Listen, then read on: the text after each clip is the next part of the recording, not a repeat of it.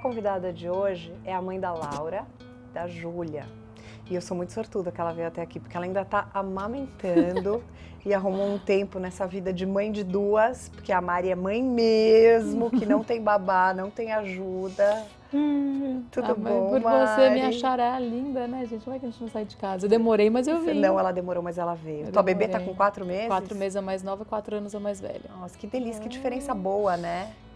Pro meu tipo de vida e por a coisa de não ter babá, não sei o que, pra mim foi essencial esperar um pouco. Se fosse muito corrida, eu não sei, ou eu surtava, ou eu ia talvez ter a ajuda de alguém, mas ou talvez não tivesse saúde mental pra estar aqui falando.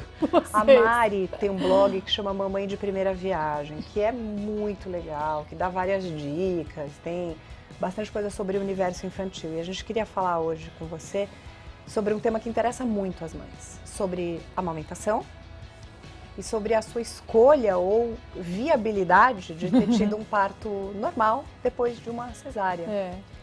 Qual foi a diferença dos dois partos para você e como foi a tua recuperação dos dois? Em termos de recuperação, o parto normal realmente é muito melhor. A cesárea dói demais, eu fiquei andando torta e tal. Pra espirrar, pra tudo? Tudo, espirrar, rir, qualquer coisa que você fosse fazer, assim, muito glamour. Gases internos, né? Porque a cesárea te abre também, e aí quando fecha, você fica tendo aquelas voltas no corredor. E aí todas as pessoas que você conhece, pode conhecer na vida, vão passar no corredor na hora que você tá lá. Exato. O normal já não tem muito isso. E assim, claro que eu fiz epísio, que é um cortinho que dá lá embaixo. Eu tomei analgesia, que não é anestesia. A analgesia é uma anestesia que você continua mexendo. É como se fosse o de boca, que você mexe língua, tudo. Então, eu tive um alívio, mas assim, nada disso me teve as coisas da cesárea. A anestesia me inchou. A gente fica já muito hormonal, muito mexida, acho que a anestesia me piorou. Mas como que você conseguiu, Mari? Assim, foi uma coisa que você falou, eu vou tentar até o fim, ou já era uma coisa que você queria no primeiro parto? Eu queria muito que a Laura nascesse de normal, porque a minha mãe me teve de normal, eu acho, era um sonho que eu tinha, não é uma coisa de, o protagonismo do bebê. Eu não acredito nessa coisa do protagonismo do bebê, porque a mulher é quem vai estar com o bebê daqui a 1 hora, para amamentar. Então, assim, se a mulher não estiver bem, para mim é o protagonismo da família, aquele momento, não é só do bebê. Então, quer dizer, tem que ser o protagonismo do bebê. Vamos ter da maneira mais natural. E a mulher se estrupia e aí ela não consegue cuidar do bebê depois. E aí, quem é que vai...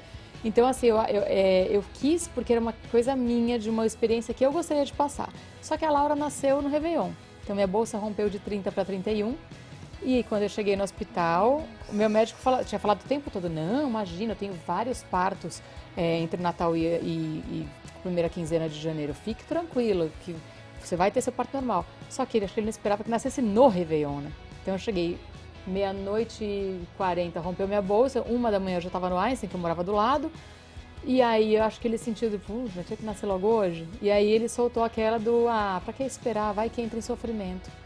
E eu, mãe de primeira viagem, eu tinha já o blog, mas eu não era... Hoje eu tenho blog há 5 anos, é bem diferente. A gente já conhece. Você já tem mais informação, você já troca mais com outras mães. Eu lembro que eu fui muito apedrejada quando eu contando toda emocionada, porque todo mundo falava, seu médico te enganou. E eu falava, imagina, meu médico me enganou, quem é você para falar do meu médico? Não é questão de enganar, eu acho que ele botou uma prioridade em outras pessoas e não em mim. Eu não acho que talvez ele não soubesse da importância que aquilo tinha para mim. Né? E aí, com o tempo, eu fui entender que eu nem tinha entrado no trabalho de parto ainda. Eu não tive contração, óbvio que eu não tinha dilatação. A Laura nasceu 2:30 da manhã, que é 2 horas depois da minha bolsa romper. Assim, a não ser que fosse um caso de, já tá encaixado para nascer, ela não nasceria mesmo se não fosse cesárea. Então, eu caí nesse conto aí. A minha questão é que se respeite a vontade que aquela mulher tem. Se é a vontade dela ter cesárea, se é a vontade dela ter no Rio Tietê com os golfinhos, o que ela quer fazer? O problema é dela, entendeu? E depois que eu entendi, que minha ficha caiu, que eu caí no conto, que não era a realidade, eu fiquei muito chateada. Mas eu falei, quer saber? Vou tentar no segundo. Quando já tinha passado 4 anos, porque o que minha médica explicou, que eu mudei tudo, né? Mudei médico, mudei hospital, mudei tudo. É que depois tinha que ter pelo menos 2 anos da cesárea e tinha que ter sido uma cesárea só. Então, isso, ela ia fazer 3, quando eu engravidei, ela já tinha feito 3 anos e eu só tinha tido uma cesárea. Então, a gente lutou pra isso. Eu fiz exercícios funcionais para gestantes, coisas, mas não fui muito assim, Fiz uns exercícios lá, mas na última hora o que contou mesmo foi uma equipe muito bacana que não desistiu de mim, Você que vê em que isso nenhum faz toda a momento, diferença. nenhum momento falou, ai, pra quê? Eu internei uma noite antes, umas 6:30 da tarde eu comecei a sentir muita contração, e foi ao contrário da Laura. A Laura rompeu o bolso direto sem contração. A Júlia não, a Júlia ficou lá na contração eternamente. E eu achando que, meu Deus, eu estou tendo uma contração. Quando eu cheguei no hospital, a mulher falou, não, meu amor, isso aí é pródromo, você ainda nem está em trabalho de parto. Eu, piora muito que isso. E aí eu fui para o hospital, e aí chegou uma outra médica, que por acaso trabalha muito com a minha, falou, Mari, não quero te iludir, porque a sua médica é mais doce que eu, e ela vai realmente insistir com você. Mas o teu quadro agora não é muito favorável para o normal, porque o teu útero ainda está posterior, está meio virado para trás, você não tem dilatação. A única coisa boa aqui é que o seu colo do útero está mole. De resto, eu não sei. Aí eu falei, olha, eu não vou para casa, porque se eu for para casa, eu vou continuar tendo contração, eu vou querer ficar voltando para cá a cada 2 segundos. Então, eu gostaria de dormir aqui. Pode ser para ficar sendo observada? Pode. Ao longo da noite, Deus é pai, e acho que eu sou muito teimosa. O meu útero começou a voltar, ir para frente, eu comecei a dilatar, eu fiquei toda hora sendo monitorada, de contração a noite inteira. E aí, quando foi umas 10:30 da manhã, chegou a nossa assistente lá, uma enfermeira que a gente contratou para estar com a gente, e ela falou, pode descer que agora você tá em... Você vê que a persistência é a alma do negócio, Eu tava lá dentro da sala de parto, assim, já em posição, de 7 dias de dilatação, tomando analgesia. Essa assistente abre a porta e fala, sua danada. Aí eu falei, olha só, quando eu quero uma coisa... Aí meu marido lá do outro lado, é verdade. Eu falei, eu não falei com você não me testa agora. Mas foi lindo. E aí foram 8 horas de trabalho de parto. E aí é outra história. Eu não sei te descrever o porquê que eu amei tanto o parto normal, assim. É uma sensação. Mas é uma sensação que eu amei, que de repente você poderia não amar, porque entendeu? isso que você falou, é muito particular de cada Muito. mulher, respeitar o desejo de cada uma. Mari, como que é a experiência da amamentação para você? Para mim, quando eu fui amamentar a Vitória, eu achei uma conexão muito intensa. E tem mulheres também, de novo, voltando ao desejo de cada uma, que não gostam de amamentar, ou sentem um prazer enorme, ou sentem uma dor enorme. Como que é o teu ritual de amamentação? Eu amamentei só 3 meses e meio a Laura. E porque eu também tinha muito pouca informação. Você troca os nomes também das Nossa, filhas? demais. Júlia, Laura, Kim, que é meu cachorro. Agora, Kim, não, Júlia, não, Laura. Eu fiz cirurgia na mama, reduzi com os 19 anos. E aí isso mexeu, obviamente, com os dutos e tal. Quando eu tive a Laura, eu amamentei só 3 meses e meio. Eu fui lá, me esforcei, chorei do mesmo jeito, fiquei péssima. Ai, meu Deus, podia ter amamentado mais. Só que a Laura já saiu da maternidade mamando o complemento porque ela não fazia xixi. E eu soube depois que não precisava ter sido introduzido de uma vez o complemento, que ela podia ter tomado um pouquinho, e aí depois faz xixi e para. E eu não tinha informação. Dessa vez foi tudo diferente. Todas as vezes doeu, tá? Essa também doeu pra caramba. Mas aprendi uma massagem que liberava os dutos, eu aprendi uma coisa que facilitava. Isso, eu fiz vários vídeos, fiz 10 vídeos em parceria com a Lancinó, que é uma empresa de amamentação que é sensacional. Que tem os cremes. Que tem a pomada de lanolina, tem a bomba de amamentação, tem um monte de coisa, absorvente. E a gente fez um monte de vídeo. Que fase glamourosa, né? Não, tesão, gente, você bota o absorvente no peito. E quando ele tem protagonismo, que ele sai, e aí você tá numa foto, assim, aí esse... Maravilhoso. O da Lancinó não, ele tem um adesivo, então ele não escapa do seu sutiã. Então você não fica pagando. É maravilhoso. O do peito. Aliás, não, né? Amamentação, glamour, maternidade. Peito, jovem. E os jatos de cocô que a gente toma, né? Porque ninguém... É fato, ninguém fala eu essa posto parte. isso. Um amigo falou, quase te dei um follow essa semana, você postou o cocô da sua filha. Eu falei, não posso fazer nada, meu blog é de maternidade, você tá seguindo porque você quer. Mas a vida da mãe não é glamourosa. E principalmente nos primeiros meses. A gente fica... Isso é só em filme de Hollywood. Nossa, eu tava com a raiz branca aqui. Não é. Eu já tomei muito banho de xixi e cocô, meu leite já vazou, não tem muito glamour. Eu não faço unha há meses, assim. Aí minha raiz, porque eu tenho dignidade, né? Eu preciso fazer a raiz, mas já tava tipo assim, um palmo. A mãe, se ela vai se dedicar àquele bebê, você vai ter que dormir mal, depois passa, depois vai melhorar. Mari, aproveitando que você falou nesse tema da vaidade, né? Unha, cabelo. Algumas mulheres, você que também lida com esse universo, e eu também, a gente escuta tudo. Então algumas mulheres falam, não, porque eu preciso fazer uma dieta, eu preciso secar logo após dar a luz. Daí a outra fala, não, foda-se, vou comer tudo, eu vou chutar o pau, depois eu emagreço. Mas a gente sabe que tem alguns alimentos que causam alergia, que dão cólica. Como que é a tua dieta? Você se policia?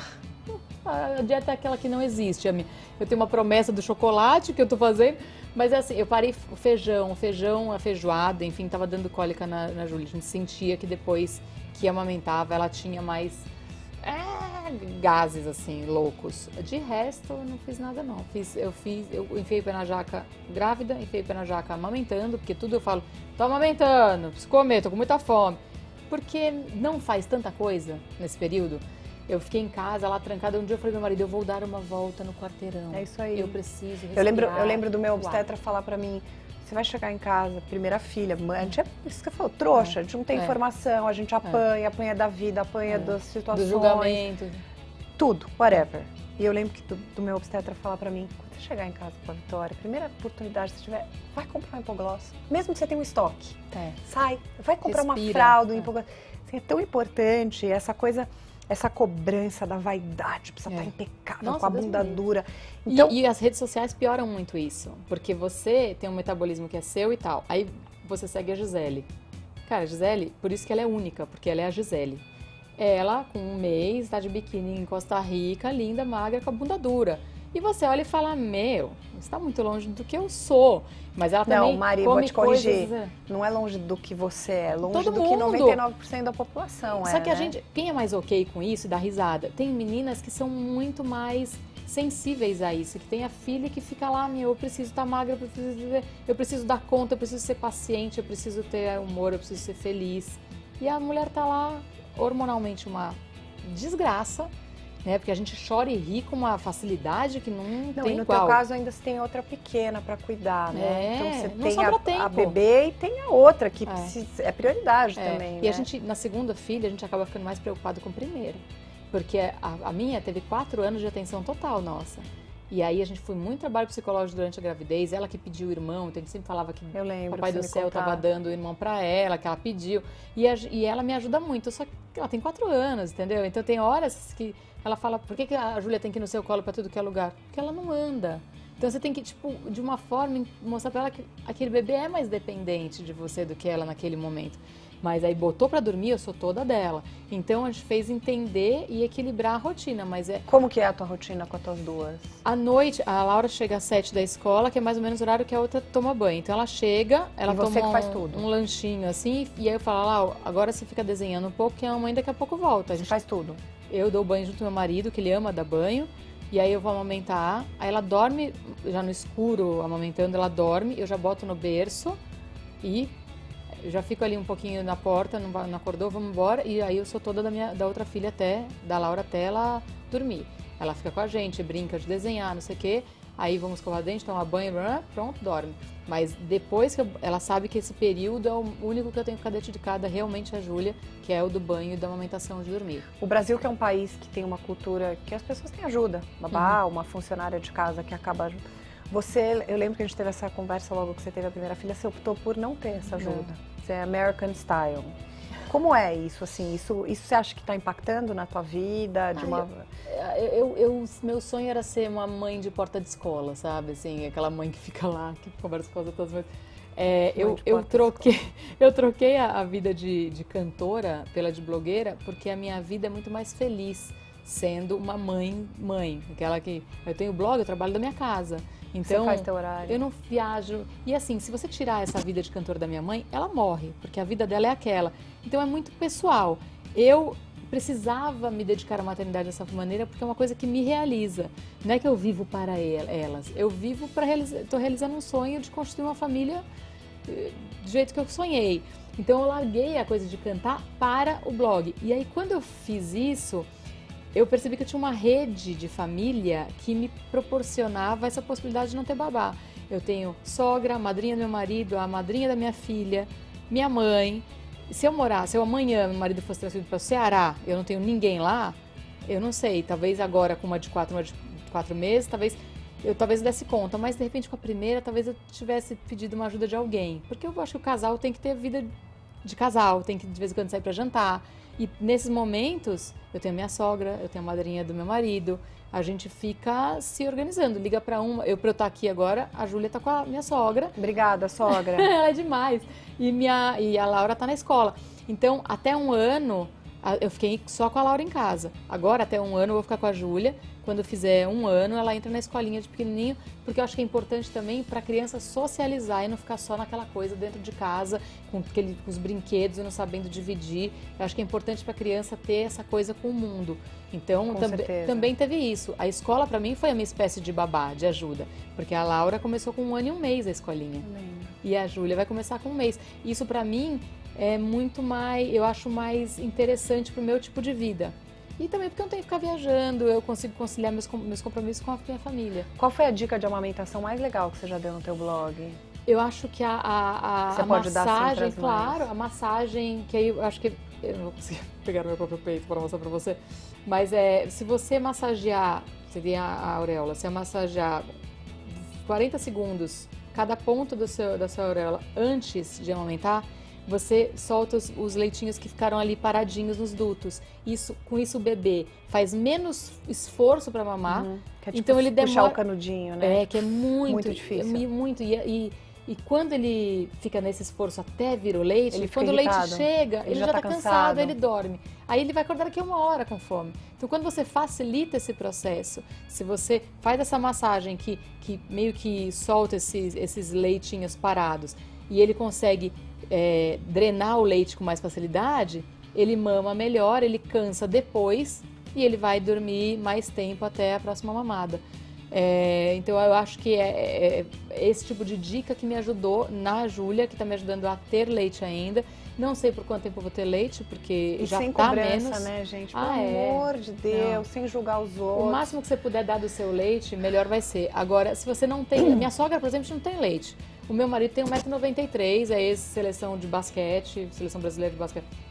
Não é um cara que fica doente. Então, assim, claro que o leite materno é o melhor para qualquer bebê. A vacina natural, além de ser o mais econômico, né? Porque uma lata de leite de fórmula é 40, 50 reais. Não é todo mundo que pode comprar um estoque de lata de leite. Porém, se você não tem, e inclusive avisando, o SUS dá receitinha de lata se você não tem leite. Mas se você não tem como, o que você vai fazer? Você vai ficar se martirizando, se chicoteando? Ai, mas se você quisesse, amamentava mesmo. Ah, beleza, tá bom. Então, se eu quisesse também, eu era, a Gisele. Não quer, puxa, é porque eu não quero o suficiente. Então, assim, tipo isso. É muito difícil. O mundo da maternidade também é muito julgamento, é muita competição às vezes. E, ao mesmo tempo, tem muita generosidade. Então, você tem as redes sociais tanto te ajudando, como tem uma outra pessoa que entra lá para falar besteira. Sim. Você tem que filtrar e pegar o melhor. Agora, essa coisa da culpa materna é muito pesada. Eu li uma vez a Lavínia Vlasak que falou, junto com a maternidade nascem 2 coisas, estrias e a culpa. E é isso, a gente está o tempo todo tentando ser um polvo, tentando dar conta de tudo. E se a gente for se culpar, a gente vai se culpar a vida inteira. Então não agrega nada. Uma coisa é a culpa que te ajuda a encontrar solução. Agora, não ter leite, qual é a solução que você tem? Você vai fazer o quê? Vai ficar lá desesperado, chorando, eu sou uma péssima mãe. Vida que segue. É o máximo que eu vou chegar. Não deu, o que eu posso fazer? É isso aí, sem nóia, Sem gente. nóia, Mari, a mãe tem que ser feliz. Para encerrar, eu quero saber a nossa pergunta-chave aqui do programa. O que é a maternidade para você? Nossa. A gente precisa fazer um clipe dessa pergunta, porque as mães enlouquecem. É a coisa mais maravilhosa e difícil, porque a gente pensa no amor, mas a gente não pensa nesse outro lado, que é, por exemplo, a educação, que é para sempre, os valores que a gente passa. É uma coisa muito louca, porque é difícil, mas é maravilhosa e você quer aquele trabalho diário para você, porque o amor que vem te faz apagar tudo de ruim. Eu acho que a maternidade, para mim, é meu coração fora do corpo. Assim. Isso mesmo. Minhas 2 filhas são meu coração fora de mim. Tem horas que eu falo, meu Deus, cadê uma, cadê a outra? Ai, tá tudo bem, tá tudo aqui. Porque parece que é um pedaço da gente. É um pedaço da gente, é uma extensão. Né? É um pedaço da gente. Você pensa, eu fico falando pro meu marido, uma gotinha sua e um ovinho meu fez um negócio desse. É muito louco quando você para pra pensar. Então, acho que é essa mágica e esse amor que apaga tudo, né? Agora, 4 meses, com 2 meses, a Júlia chorava, cólica. A Laura não teve nada disso. A Júlia veio, Agora com 4, que ela gargalha, eu fico falando assim, nossa, nem lembro como é que foi pesado os últimos 2. Então a maternidade tem essa mágica, tem esse amor, assim, que apaga, assim, é um trator de amor, assim, e um coração fora do peito. Mari, é muito difícil falar uma palavra só que maternidade. É muito, não, a gente nem espera que seja uma palavra só, mas certo. As definições são das mais diversas e mais emocionadas. A gente adorou ter você. Se você quiser acessar o blog da Mariana, chama Mamãe de Primeira Viagem. É muito legal. Navego sempre, tem dicas excelentes. Obrigada. O Instagram da Mari é Mari Belém. É. E também tem o Instagram do blog. Que é Mamãe de 1A Viagem. É, 1A. Gente, esse foi o programa de hoje sobre a amamentação com a Mariana. Até a próxima quarta. Fiquem ligados no canal. Tchau.